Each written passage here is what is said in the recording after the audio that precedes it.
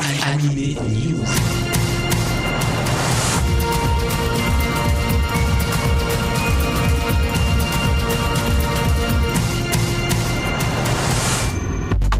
Salut à tous, c'est Alex, je vous remercie de nous suivre sur Générique Kids, il est l'heure d'Anime News, c'est votre chronique hebdomadaire, manga et animation japonaise. Au menu de ce 185e Anime News, des chroniques manga bien entendu avec les éditeurs Akata, Isan Manga, Glénat, Pika et Kiun, et puis je terminerai avec de la vidéo chez Dibex. Avant toute chose, je vous rappelle que c'est ce week-end, les 31 mai et 1er juin, que se tiendra le 7e salon du jouet à Bassillac, c'est en Dordogne, et c'est organisé par l'association Les Grands Enfants. J'aurai le plaisir de vous y retrouver, n'hésitez pas à venir nous voir donc à Bassillac, en Dordogne, 31 mai, 1er juin, c'est à la salle Omnisport, et c'est organisé par les grands enfants. Une sortie différée chez Isan Manga, je vous avais chroniqué la semaine dernière le tome 1 du disciple de Doraku. Rassurez-vous, l'attente ne va pas être trop longue, ce sera le 12 juin que sortira donc ce premier tome, reporté pour des petits problèmes d'impression. Rassurez-vous, la dégustation n'en sera que meilleure. Le 28 mai, c'est du lourd qui sort chez Akata. Si vous aimez les Magical Girls, vous allez être surpris. Le titre de ce manga signé par Sato Kentaro, c'est Magical Girl of the End, et il a de quoi surprendre. En effet, nos jolies petites poupées sexy font basculer le monde dans l'horreur. Comme d'habitude, c'est un peu comme ça que débute ce titre, avec un jeune homme, un étudiant japonais qui s'ennuie et qui va à l'école tous les matins. Il s'appelle Kii Kogami. Il s'ennuie donc, les journées se suivent, se répètent, se ressemblent, il se lasse, et on peut dire qu'un jour tout va basculer pour lui puisqu'une Magical Girl fait son apparition au pied du lycée. Elle massacre quasiment tous les étudiants, c'est vraiment gore, il faut le dire, faut s'accrocher, et les étudiants reprennent vie sous forme de zombies qui à nouveau, à leur tour, veulent massacrer les êtres vivants qui restent sur place. Et on peut dire qu'il y en a peu. Ça va être une course-poursuite donc qui s'engage, et notre jeune homme, accompagné de certains de ses élèves, on peut dire que le nombre diminue très vite, ce jeune homme va donc vouloir tout simplement rester en vie. Imaginez des Magical Doremi toutes belles, toutes pomponnées, qui vous poursuivent et qui veulent vous tuer. C'est exactement ce qui se passe donc dans ce titre, Magical Girl of the End.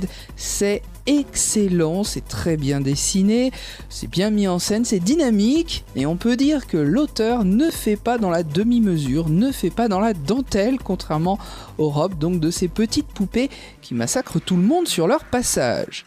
D'où viennent-elles? Visiblement, c'est du ciel, puisque celui-ci commence à s'effondrer par un trou qui s'est ouvert, et toutes ces Magical Girls débarquent et vont semer la terreur. Gore, fantastique, horreur, thriller, tout est réuni pour tenir en haleine le lecteur, et je peux vous dire que ce premier tome passe très vite, tellement on est happé par ce monde d'horreur qui nous fascine. Magical Girl of the End, c'est à découvrir absolument, c'est chez Akata et c'est signé par Sato Kentaro, c'est disponible le 28 mai. Akata toujours, et également le 28 mai avec un très bel hommage aux survivants de Fukushima, un hommage qui s'appelle Daisy et qui est signé par Momochi Reiko. Dans la mémoire collective, la catastrophe du 11 mars 2011 s'estompe, mais les artistes n'oublient pas les victimes et les rescapés de Fukushima. C'est justement à Fukushima que démarre ce premier tome de Daisy, dans l'univers du lycée et surtout dans le quotidien de Fumi, qui n'ose plus sortir de chez elle depuis la catastrophe de Fukushima. Elle s'inquiète pour sa santé, elle a peur de tout, mais elle va bien devoir, un jour ou l'autre, remettre le nez dehors. Elle se décide à retourner donc dans son établissement scolaire et elle revoit ses amis, Moe, Ayaka et Mayu, ses meilleures amies. Elles veulent du coup recommencer à vivre, elles sont jeunes, l'avenir est devant elles, elles veulent être diplômées du lycée et elles vont très vite créer un groupe de musique Daisy. Tout ça donc pour reprendre confiance en elle, se redonner du courage, mais très vite, la réalité du quotidien les rattrape. Le dessin de Momochi Reiko est plutôt classique, il n'est pas atypique, c'est donc vraiment dans ces personnages que le manga puise toute son essence. Lycéens et personnages fictifs, certes, mais vraiment inspirés d'entretiens que l'auteur a eus avec des jeunes, des habitants de Fukushima qui vivent ce quotidien pesant et dramatique.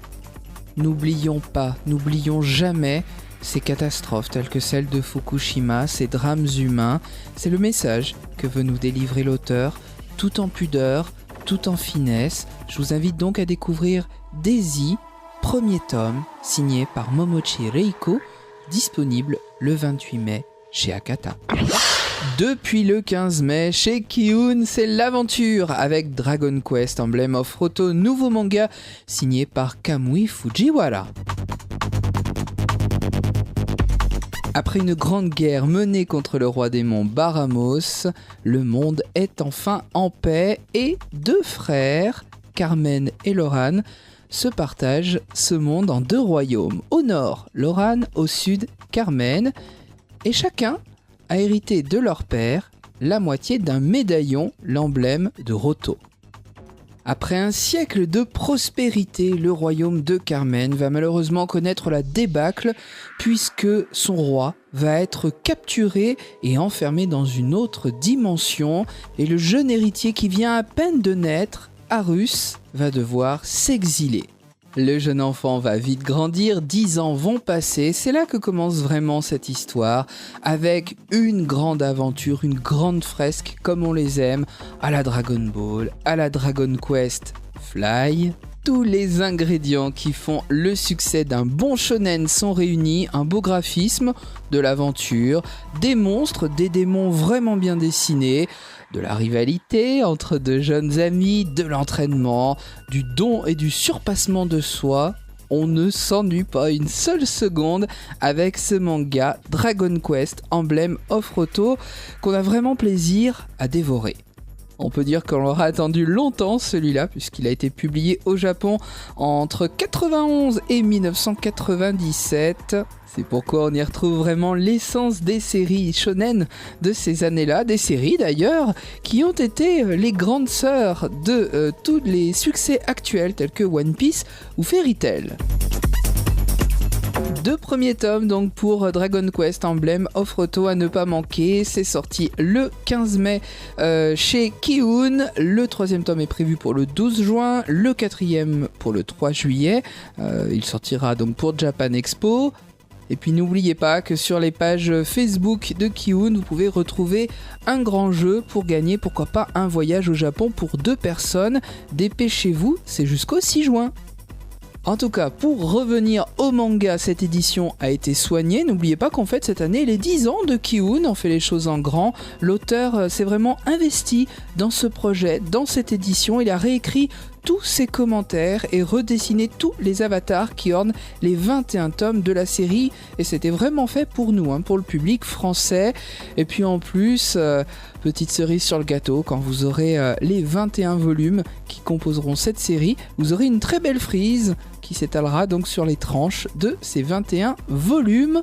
Et j'allais d'ailleurs oublier également de vous dire que l'auteur a retravaillé toutes ses planches. Alors après tout ça, forcément, vous n'avez plus aucune raison de manquer ce Dragon Quest Emblem of Roto chez Kiun.